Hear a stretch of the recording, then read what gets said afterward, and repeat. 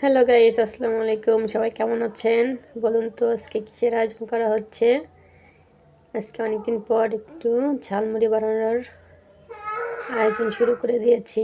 আমরা শুধু রোজার মধ্যে এভাবে ঝালমুড়ি মাখিয়ে খাই, আর সচরাচর এভাবে মাখানো হয় না। তাই আজকে ইচ্ছে হলো যে একটু বিকালে একটু ঝাল ঝাল করে মুড়ি মাখাবো।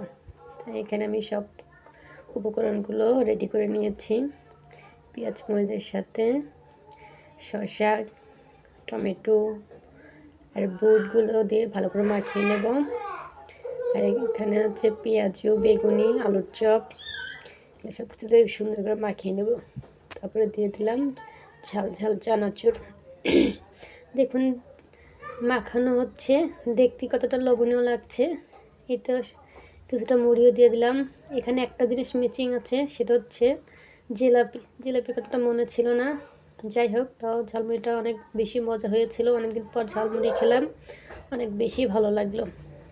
কার কার এরকম ঝালমুড়ি খেতে পছন্দ অবশ্যই কমেন্ট করে জানাবেন। ধন্যবাদ সবাইকে।